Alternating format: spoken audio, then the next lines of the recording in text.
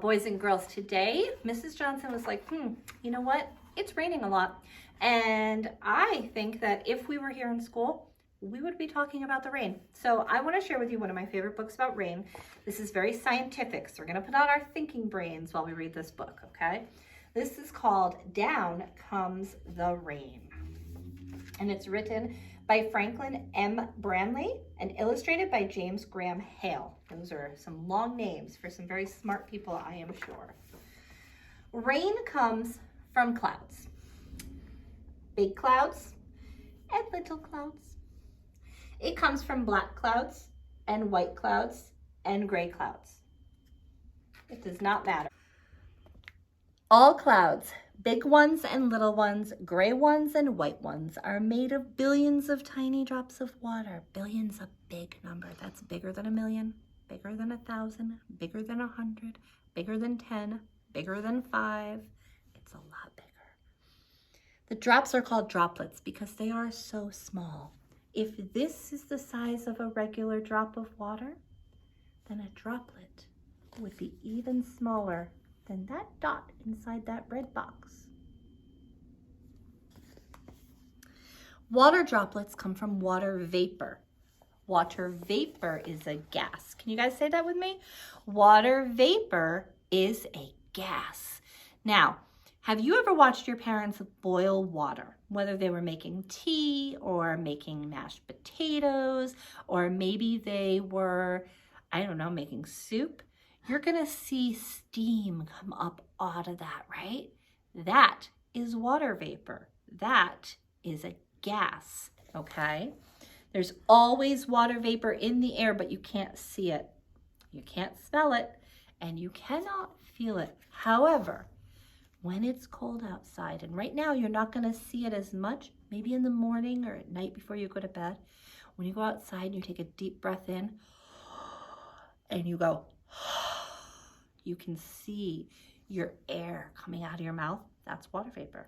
I just felt it. I held my hand here and I went, and you can feel the warm air come out of your body. That's water vapor. Try it. Water vapor is made when water evaporates. That means that it goes up into the air, okay? It changes from a liquid to a gas. So water is a liquid, water vapor is a gas. There's one more form that you don't know about yet, but we'll get to it. So in the morning, put a teaspoon of water in a saucer or a dish or a cup. Ask your parents for permission. By that night, it may have evaporated into the air. Has to kind of be just right for it to all disappear, but you'll notice it'll disappear. When wet clothes hang on a clothesline outside, the water evaporates off of them. The heat from the sun, that just changes the water droplets into water vapor and makes them go up into the air. Just like the heat from the stove, see, I was a page early, turns water into water vapor when you boil it. So all of those things are examples of water vapor, okay? Most of the water vapor in the air comes from lakes and rivers and oceans. It comes from the leaves of plants and from the wet grass. Have you ever stepped outside in the morning and it's not raining and the sun is shining, but the grass is wet? I wonder why that happens. Maybe it's the water vapor in the air. It will evaporate. That water will evaporate with heat, and it changes from a liquid to a gas, and it goes up. And the water vapor goes up, up, up into the air. Now, when it's up in the air, something happens. When you breathe out, you put water vapor into the air, and you only see that, like I said, when it's cold, right? When cows and horses and cats and dogs breathe out, they put water vapor in the air too. And on a cold day, the water vapor changes to droplets. It makes little clouds that you can see. You can try that when next time you're somewhere cold. Hopefully it doesn't get cold enough for that for a while here, but it could. You can make water vapor change to water. Put a lot of ice into a glass of water. As the glass gets colder, the outside of the glass gets wet. Water vapor in the air is condensing onto the glass. There may be so much condensation that the glass drips. So we had evaporate, which is when the liquid turns into a gas. Condensate is when the gas turns back into a liquid. So evaporate, condensate. There's one more word you're going to learn. Sometimes the glass stays dry, and that means that there's not much water vapor in the air, which means it's probably a good idea to leave a glass of water out to let more water vapor into the air. It's good for us. The air holds the water vapor. Breezes carry it from one place to another, and much of the vapor moves up and away from the earth. Air above the earth is always cold. The higher you go, the colder it gets. When the air gets cold enough, the water vapor does exactly what it does in the glass, and it condenses. It gets together and it forms water droplets, okay? The vapor changes to water droplets, and the water droplets make those clouds. When clouds are thin and wispy, they're holding just a little bit of water. They still could create rain, but probably not as likely. When clouds are thick and dark, they're holding a lot of water inside. They're really full and they're ready to, you know what comes next. As a single droplet is so small you cannot see it, but you can see a cloud because there are millions and millions and millions, and what did they say before? Billions of water droplets in the cloud. Inside the clouds, droplets join together to make drops. When clouds can no longer hold them, the drops fall to the earth. The sky is full of them. They fall through the air and splatter to the ground. They are raindrops. Sometimes there's only a few small raindrops that fall slowly. It is drizzling, just a few. Sometimes there are lots of big drops that fall very fast. Now it is pouring.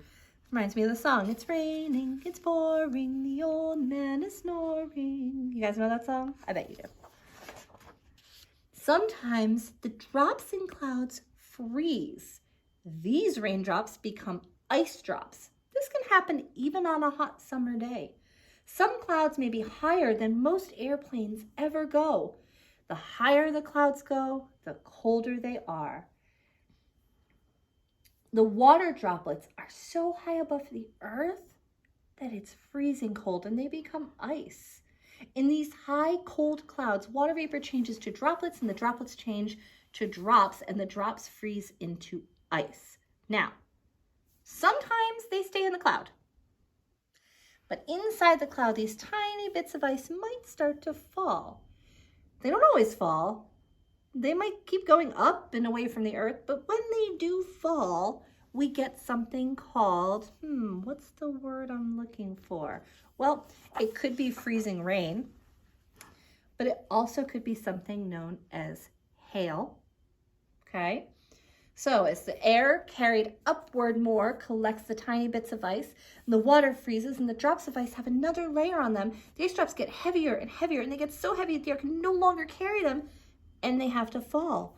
And that is when they're heavier, they fall toward the earth, but the air moving away from the earth carries them up. I just read those pages backwards. I'm sorry. So the water freezes, the drops of ice have another layer on them, and then the ice drops are heavier, and the air picks them up, and they keep going up higher and higher, and they get more ice on them, and then they start to fall. So it's raining ice. So some people call it freezing rain, some people call it hail, some people call it sleet. Basically, they're all different sizes of ice that falls from the sky. Ice drops are called hailstones. They may be the size of your fingernail, or as big as a golf ball, or even as big as like a softball. In 1970s, hailstones as big as softballs did fall in Kansas, and fields of corn were flattened by the hailstones. The hailstones are not stones, they're pieces of ice. So when it hails, go inside so you don't get hit on the head, because just because they're not rocks, they still hurt like rocks. Be careful. They can dent cars. It's really not safe to be outside. But when it stops hailing, you can go outside and pick up a hailstone. Break it in two and you can see how many layers of ice are inside those hailstones. Now remember, heat makes ice melt. That's right. So the heat of your hand is gonna melt that ice. So do it quickly, okay? You also could put some in a cup and stick them in your freezer to look at later. I can't turn the next page. Water in the clouds makes hail. Water in the clouds makes rain. When it stops raining or hailing, the sun comes out, and even once more, the water evaporates. It evaporates from lakes and rivers and oceans. It evaporates from the leaves of plants and from wet ground. It evaporates from the cows and horses and from cats and dogs and from you, even from me. It changes to water vapor. It's carried up and away from the earth where the air is cool or even freezing. The water vapor cools, it condenses. The water vapor changes to water droplets, and all together those droplets make clouds. The droplets join together to make water drops. The drops fall to the earth from the clouds. And there, my friends, is once more raining. So, lots of scientific things you can do in here, lots of fun experiments you can try, but also lots of observations you can make about what's happening in the world around you. That puddle in your front yard from the rain, look at it later and see what it looks like when it's not raining.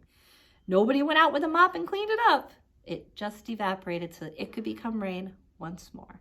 We hope that our days are not all rainy, but we do hope that when they are, you have the opportunity to go outside and observe them so that you can make some scientific discoveries for yourself. Take care, boys and girls.